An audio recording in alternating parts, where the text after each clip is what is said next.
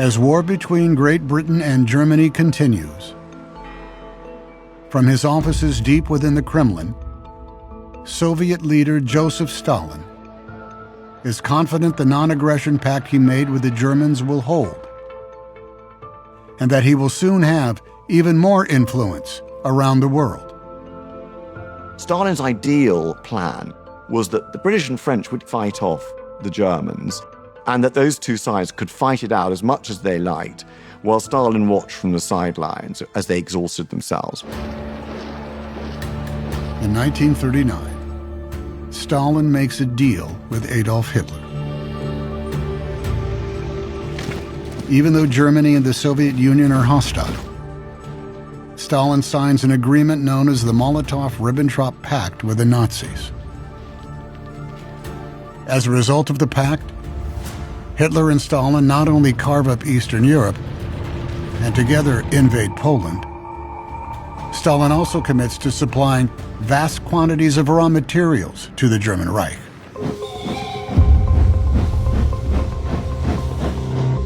In November, Stalin sends one of the few people he trusts to Berlin. His foreign minister Vyacheslav Molotov.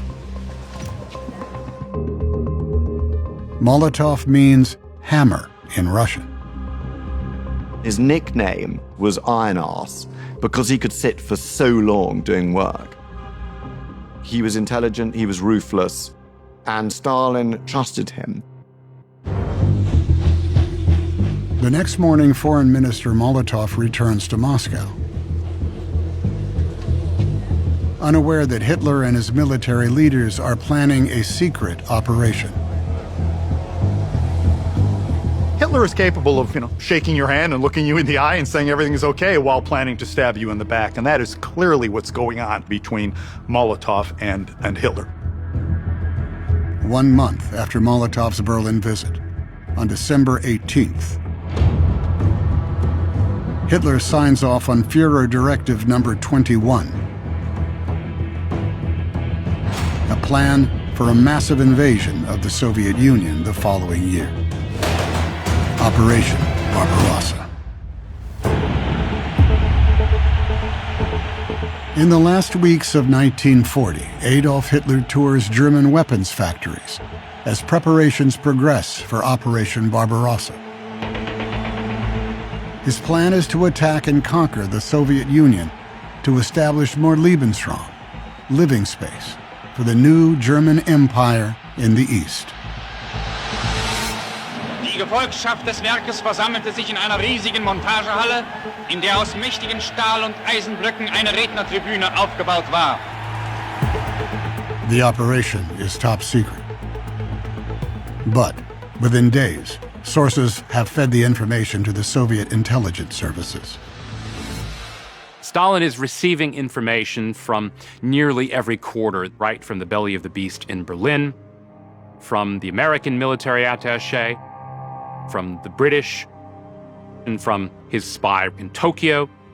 But Stalin doesn't believe what he's hearing. Stalin is paranoid that what is happening here is a very high-level game on the part of the Western powers. They're trying to maneuver him into a one-on-one war with the previously undefeated Wehrmacht that he does not believe he's ready for at the moment. And he is bound and determined to avoid being maneuvered. You can get all the intelligence in the world, but if you are predisposed not to believe it, it doesn't really make that much difference.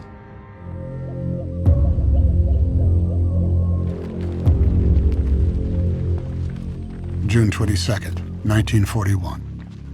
As dawn breaks, over 3 million German soldiers poured across the border into Soviet territory. Operation Barbarossa is launched.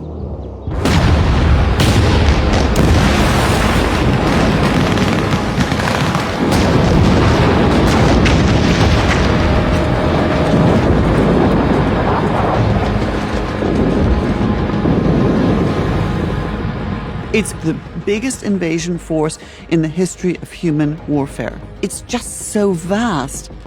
It's difficult to get one's mind around it. If you just take the Eastern Front, it's like trying to invade the United States from San Diego to Seattle. It is, by itself, the largest war that's ever happened. That's crazy. It's 3,000 tanks, 2,700 aircraft, another 7,000 artillery pieces, 600,000 vehicles. It is massive on a scale no one else has ever seen before.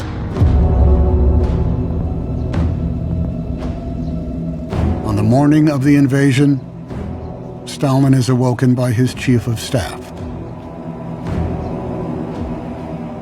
The phone rings in Stalin's bedroom, and Stalin answers it.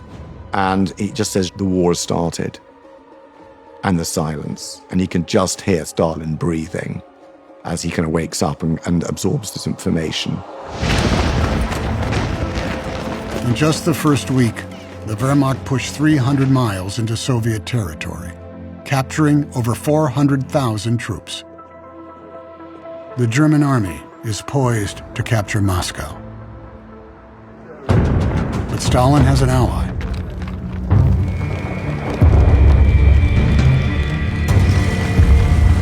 Four months into the invasion of the Soviet Union, the German army faces a new enemy. It was always said that Russia's greatest general was General Winter. So the Russians were much better prepared for winter than the Germans. Stalin still has a fear that there'll be some breakthrough into the heart of Moscow itself. But you know, something happens in this period. A piece of intelligence comes across his desk that, for once, he's willing to listen to. And it comes from his agent in Japan.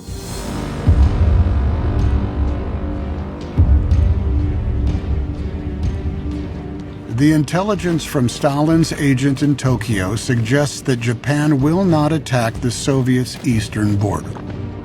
Instead, Japan is planning to move south against British, French, and Dutch colonies in Asia, and perhaps against the United States in the Philippines.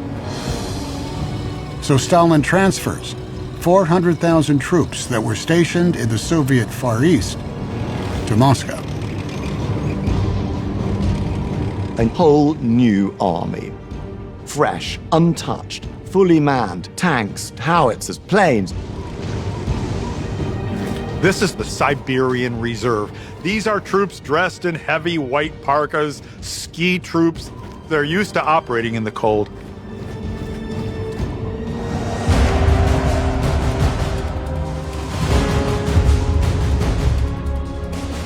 On December 5th, Stalin launches his counteroffensive.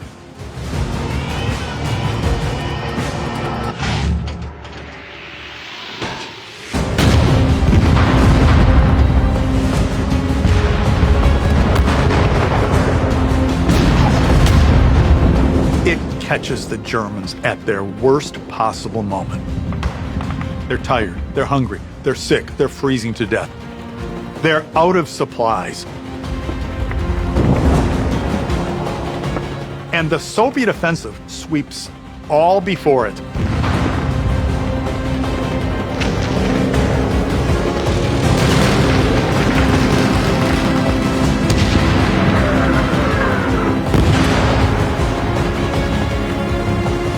The Germans are completely stunned, and they are thrown back over 100 miles. It's an astonishingly successful counteroffensive, and Moscow is safe. Over the next weeks, Soviet troops halt the Wehrmacht and begin to push the Germans back. Stalin has stemmed the tide.